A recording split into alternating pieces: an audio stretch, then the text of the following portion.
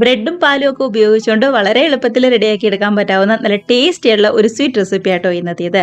ഒരു തവണ ഇതുപോലെ ഒന്ന് ഉണ്ടാക്കി കഴിച്ചിട്ടുണ്ടല്ലോ പിന്നെ വീണ്ടും വീണ്ടും ചോദിച്ചു വാങ്ങി കഴിച്ചുകൊണ്ടിരിക്കും. അത്ര ടേസ്റ്റി ആയിട്ടുള്ള റെസിപ്പിയും കൂടിയാണ്.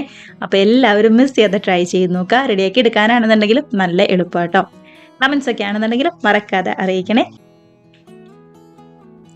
നമുക്കിപ്പോൾ ആദ്യം തന്നെ പാലൊന്ന് തിളപ്പിച്ചെടുക്കണം. ഞാനിവിടെ 250 ml കപ്പിന് 2 കപ്പ് പാലാട്ടോ എടുത്തിരിക്കുന്നത്. അതായത് 1/2 ലിറ്റർ പാൽ എടുത്തിട്ടുണ്ട്. അത്യാവശ്യം വലിപ്പമുള്ള നോൺ സ്റ്റിക്കിന്റെ മറ്റൊരു പാത്രത്തിലേക്ക് മാറ്റി കൊടുക്കാം കേട്ടോ.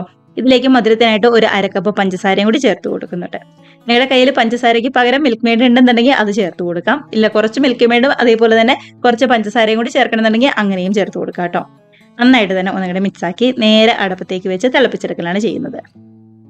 അപ്പോൾ പാൽ അവിടെ തിളച്ച് വരുന്ന സമയം കൊണ്ട് ഒരു 2 ടേബിൾ സ്പൂൺ കസ്റ്റാർഡ് പൗഡറിലേക്ക് ഒരു 1/4 കപ്പ് പാലും കൂടി ചേർത്ത് നന്നായിട്ട് മിക്സാക്കി കട്ടകളൊന്നുമില്ലാതെ റെഡിയാക്കി കൂടി എടുക്കുന്നുണ്ട്. ഞാനിപ്പോൾ ഇവിടെ വാനില ഫ്ലേവറുള്ള കസ്റ്റാർഡ് പൗഡർ ആട്ടോ എടുത്തിരിക്കുന്നത്. അതായിരിക്കും കുറച്ചും കൂടി നല്ലത്. വേറെ ഫ്ലേവറിനേക്കാളും എപ്പോഴും നല്ലത് വാനില ഫ്ലേവർ തന്നെയായിരിക്കും. കട്ടകളൊന്നുമില്ലാതെ നന്നായിട്ട് തന്നെ ഒന്നുകൂടി മിക്സാക്കി എടുക്കുന്നുണ്ട്. പാലൊക്കെ ആണെന്നുണ്ടെങ്കിലും ശരിക്കും തിളച്ച് നല്ലോണം തന്നെ ഒന്നും കൂടി കുറുക്കി വരട്ടെ. പഞ്ചസാരയൊക്കെ ആണെന്നുണ്ടെങ്കിലും നന്നായിട്ട് തന്നെ ഒന്നും കൂടെ അലന്ന് വന്നിട്ടുണ്ട്. ഇതിലേക്ക് നല്ല ടേസ്റ്റിന് വേണ്ടി ഒരു 1/4 ടീസ്പൂൺ ഏലക്കപ്പൊടിയും അതേപോലെ തന്നെ ഫ്രഷ് ക്രീം ഒരു 2 ടേബിൾ സ്പൂണും കൂടി ചേർത്ത് കൊടുക്കുന്നുണ്ട്. അമുലിന്റെ ഫ്രഷ് ക്രീം ആട്ടോ എടുത്തിരിക്കുന്നത്. ഇനിയിപ്പോൾ ഇല്ലാന്നുണ്ടെങ്കിൽ നമുക്ക് സ്കിപ്പ് ചെയ്യാം. ഉണ്ടെന്നുണ്ടെങ്കിൽ ചേർത്ത് കൊടുക്കാം. നല്ലൊരു ടേസ്റ്റ് ആയിരിക്കും. ഒരുപാടൊന്നും വേണ്ട, ഒരു 2-3 ടേബിൾ സ്പൂൺ അത്ര മാത്രം മതി. ഇനിയിപ്പോൾ ശരിക്കും ഒന്നും കൂടെ തിളച്ച് വന്നതിന് ശേഷം വേണം നമ്മളിപ്പോൾ റെഡിയാക്കി വെച്ചിരിക്കുന്ന കസ്റ്റാർഡ് പൗഡർ മിക്സ് ഉണ്ടല്ലോ അതും കൂടി ഒന്ന് ചേർത്ത് കൊടുക്കാനായിട്ട്. പാലൊക്കെ ആണെന്നുണ്ടെങ്കിൽ നന്നായിട്ട് തിളച്ച് വന്നിട്ടുണ്ട്. നല്ലോണം തന്നെ ഒന്നും കൂടി ഒന്ന് മിക്സാക്കി കസ്റ്റാർഡ് പൗഡർ മിക്സും കൂടി നമ്മുടെ ഈ പാലിലേക്ക് ഒഴിച്ചു കൊടുക്കുക. ഇനിയിപ്പോൾ ഒന്ന് തിളച്ച് വരുമ്പോഴേക്കും നല്ലോണം തന്നെ ഒന്നും കൂടി കുറുകി വന്നോളൂ കേട്ടോ. അപ്പോൾ ഒരു 1/2 ലിറ്റർ പാലിന് 2 അല്ലാന്നുണ്ടെങ്കിൽ 2 ടേബിൾ സ്പൂൺ കസ്റ്റാർഡ് പൗഡർ അത്രയും മതി. കണ്ടതാ ശരിക്കും ഒന്നും കൂടി ചൂടായി വരുമ്പോൾ തന്നെ ഇതുപോലെ ഒന്നും കൂടി കുറുകി വന്നിട്ടുണ്ട്. കണ്ടോ? ഇനിയിപ്പോൾ കസ്റ്റാർഡ് പൗഡറും അതേപോലെ തന്നെ പാലും ഒക്കെ ആയിട്ട് നന്നായിട്ട് തന്നെ ഒന്നും കൂടി തിളച്ച് വന്നതിന് ശേഷം നമുക്ക് ഗ്യാസ് അങ്ങ് ഓഫ് ചെയ്യാം. ഇത് മതി. ഇനിയിപ്പോൾ ഒന്നും കൂടി ഒന്ന് തണുത്ത് കഴിയുമ്പോൾ കുറച്ചും കൂടി ഒന്ന് കട്ടിയായിട്ട് വന്നോളൂ കേട്ടോ. അപ്പോൾ ഗ്യാസ് ഓഫ് ചെയ്ത് വലിയ ചൂടൊക്കെ നാറാനായിട്ട് വെയിറ്റ് ചെയ്യാവേ. അപ്പോൾ നമ്മുടെ പാലിന്റെ മിക്സ് അവിടെ തണുത്ത് വരുന്ന സമയത്ത് നമുക്ക് ബ്രെഡ് ഒന്ന് റെഡിയാക്കി എടുക്കണം. ഞാനിവിടെ ഒരു 7 ബ്രെഡ് എടുത്തിട്ടുണ്ട്. എടുത്തിരിക്കുന്ന ബ്രെഡ് മുഴുവൻ സൈഡൊക്കെ കട്ട് ചെയ്ത് നമുക്കൊന്ന് റെഡിയാക്കി എടുക്കാം. നമ്മൾ കട്ട് ചെയ്ത് കളയുന്ന ബ്രെഡിന്റെ സൈഡ് കളയാതെ മിക്സിയുടെ ജാറിൽ ഒന്നിങ്ങോട്ട് അടിച്ചെടുത്ത് ഫ്രിഡ്ജിൽ സൂക്ഷിക്കുകയാണെന്നുണ്ടെങ്കിൽ ബ്രെഡ് ക്രംസ് ആയിട്ട് നമുക്ക് യൂസ് ചെയ്യാം കേട്ടോ. വേറെ ഏതെങ്കിലും സ്നാക്സ് ഒക്കെ ഉണ്ടാക്കുമ്പോൾ ബ്രെഡ് ക്രംസ് ആയിട്ട് നമുക്ക് യൂസ് ചെയ്യാവുന്നതേ ഉള്ളൂ. ഞാനിവിടെ ഇതേപോലത്തെ വൈറ്റ് ബ്രെഡ് ആട്ടോ എടുത്തിരിക്കുന്നത്. അപ്പോൾ നമ്മുടെ എല്ലാ ബ്രെഡിന്റെ സൈഡും ഇതേപോലെ കട്ട് ചെയ്ത് കളയാം നമുക്ക്. എല്ലാ ബ്രെഡിന്റെ സൈഡും ഇതേപോലെ കട്ട് ചെയ്ത് എടുത്തിട്ടുണ്ട്. ഇനിയിപ്പോൾ ഓരോ ബ്രെഡ് ഇതേപോലെ 4 കഷ്ണങ്ങളായിട്ട് കട്ട് ചെയ്തെടുക്കാം കേട്ടോ. വലിയ ബ്രെഡ് ആയതുകൊണ്ടാണ് ഞാനിവിടെ 4 ആക്കി കട്ട് ചെയ്യുന്നത്. ഇനിയിപ്പോൾ ചെറിയ ബ്രെഡൊക്കെ ആണെന്നുണ്ടെങ്കിൽ 2 ആയിട്ട് മാത്രം കട്ട് ചെയ്താൽ മാത്രം മതി. ഇതേപോലെ ട്രയാങ്കിൾ ഷേപ്പിലാട്ടോ കട്ട് ചെയ്തെടുക്കുന്നത്. നമുക്ക് ഇഷ്ടമുള്ള ഏത് ഷേപ്പിൽ വേണമെങ്കിലും എടുക്കാം. തീരെ അങ്ങോട്ട് പൊടിയായി കട്ട് ചെയ്തരുത്.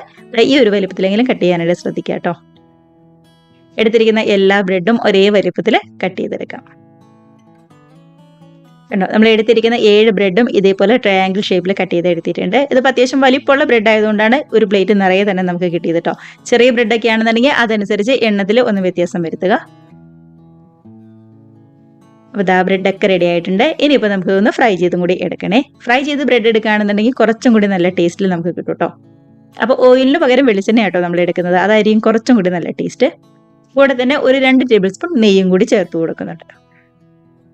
അപ്പോൾ ഇതേപോലെ നെയ്യും വെളിച്ചെണ്ണയൊക്കെ നന്നായിട്ട് തന്നെ ചൂടായിട്ട് വരുമ്പോൾ നമ്മൾ റെഡിയാക്കി കട്ട് ചെയ്ത് വെച്ചിരിക്കുന്ന ബ്രെഡും കൂടി ചേർത്ത് കൊടുക്കാം. പെട്ടെന്ന് തന്നെ റെഡി ആയിട്ട് വന്നോളൂ. ഒരുപാട് സമയമൊന്നും വേണ്ടി വരില്ല കേട്ടോ.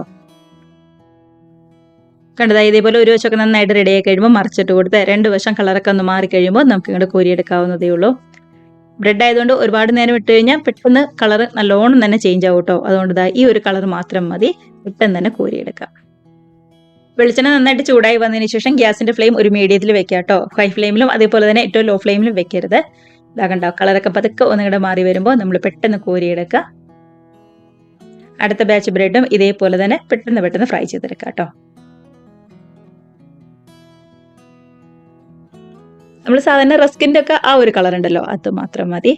ഒരു പ്ലേറ്റ് ബ്രെഡ് നിറയെ നമ്മൾ ഇതേപോലെ ഫ്രൈ ചെയ്ത് എടുത്തിട്ടുണ്ട്. ഇനിയിപ്പോൾ ഇതിന്റെ മേളിലേക്ക് നമ്മൾ റെഡിയാക്കി വെച്ചിരിക്കുന്ന കസ്റ്റാർഡ് പൗഡറിന്റെയും പാലിന്റെയും മിക്സ് ഉണ്ടല്ലോ അതങ്ങോട്ട് ഒഴിച്ചു കൊടുക്കാം കേട്ടോ. അത് വലിയ ചൂടൊക്കെ മാറി ഒന്ന് തണുത്ത് വന്നിട്ടുണ്ട്. ചെറിയൊരു ചൂടുണ്ട്, അത്രയും മതി. നമ്മളിപ്പോൾ ഈ ഫ്രൈ ആക്കി വെച്ചേക്കുന്ന ബ്രെഡ് 2 പ്ലേറ്റിലേക്കൊക്കെ ഞാൻ മാറ്റി കൊടുക്കുന്നുണ്ട് കേട്ടോ. അതിനുശേഷം തണുത്ത് വന്നിരിക്കുന്ന പാലിൻ്റെയും കസ്റ്റാർഡ് പൗഡറിൻ്റെയും മിക്സ് ഉണ്ടല്ലോ, അത് ഓരോ പ്ലേറ്റിലും ബ്രെഡിൻ്റെ മേളിലേക്ക് ഇതേപോലെ എല്ലാ ഭാഗത്തേക്കും എത്തത്തക്ക രീതിയിൽ ഒഴിച്ചു കൊടുക്കുക കേട്ടോ. തണുത്ത് കഴിഞ്ഞപ്പോൾ ഒന്നും കൂടി ഒന്ന് കട്ടിയായിട്ട് വന്നിട്ടുണ്ട് നമ്മുടെ പാലിൻ്റെ മിക്സ്. അപ്പോൾ എല്ലാ ഭാഗത്തേക്കും ഒന്നാക്കി കൊടുത്തതിന് ശേഷം മേളിൽ കുറച്ച് ബദാം ചെറുതായിട്ട് കട്ട് ചെയ്തും കൂടി ഞാൻ ചേർത്ത് കൊടുക്കുന്നുണ്ട്. രണ്ടാമത്തെ പ്ലേറ്റിൻ്റെ മേളിലേക്കും ഇതേപോലെ പാലിൻ്റെ മിക്സ് ഒഴിച്ചു കൊടുക്കാം. അപ്പോൾ ഇത്രയേ ഉള്ളൂ നമ്മുടെ സ്വീറ്റ് റെസിപ്പി എന്ന് പറയുന്നത്. ഇനിയിപ്പോൾ ഈ പാലും അതേപോലെ തന്നെ ബ്രെഡും ഒക്കെ നല്ലോണം തന്നെ ഒന്നും കൂടെ കുതിർന്ന് ശരിക്കും ഒന്നും കൂടെ സെറ്റായി വരണം. അപ്പോൾ കണ്ടല്ലോ, എളുപ്പത്തിൽ റെഡിയാക്കി എടുക്കാൻ പറ്റാവുന്ന നല്ല അടിപൊളിയുള്ള സ്വീറ്റ് റെസിപ്പി തന്നെയാണ്. മിസ് ചെയ്യാതെ എല്ലാവരും ട്രൈ ചെയ്ത് നോക്കാം കേട്ടോ. മാത്രമല്ല ഫ്രിഡ്ജിൽ വെച്ച് 1 മണിക്കൂർ ഒന്നും കൂടി ഒന്ന് തണുപ്പിച്ചിട്ട് കഴിക്കുകയാണെന്നുണ്ടെങ്കിൽ കുറച്ചും കൂടി നല്ല ടേസ്റ്റ് ഉണ്ടാവും. അപ്പോൾ ട്രൈ ചെയ്ത് നോക്കുക. കമൻസ് ഒക്കെ ആണെന്നുണ്ടെങ്കിൽ മറക്കാതെ അറിയിക്കണേ. ഇതേപോലെ ബ്രെഡും പാലും ഒക്കെ നല്ലോണം തന്നെ കുതിർന്ന് ശരിക്കും സെറ്റായിട്ട് വന്നിട്ടുണ്ട്. അപ്പോൾ വീഡിയോ റെസിപ്പിയൊക്കെ ഇഷ്ടമായിട്ടുണ്ടെങ്കിൽ ഒന്ന് ലൈക്ക് അടിച്ച് ഷെയറും കൂടി ചെയ്യാനും, അതേപോലെ തന്നെ ആദ്യമായിട്ട് കാണുന്നവരാണെന്നുണ്ടെങ്കിൽ നമ്മുടെ ചാനലും കൂടി ഒന്ന് സബ്സ്ക്രൈബ് കൂടി ചെയ്യാനായിട്ട് മറക്കല്ലേ. നമുക്കപ്പോൾ ഇതേപോലുള്ള പുതിയ പുതിയ അടിപൊളി വീഡിയോസ് റെസിപ്പീസ് ഒക്കെ ആയിട്ട് വീണ്ടും കാണാം. അതുവരെ എല്ലാവരും ഹാപ്പി ആയിട്ട് ഹെൽത്തി ആയിട്ട് സേഫ് ആയിട്ടിരിക്കുക. ബൈ.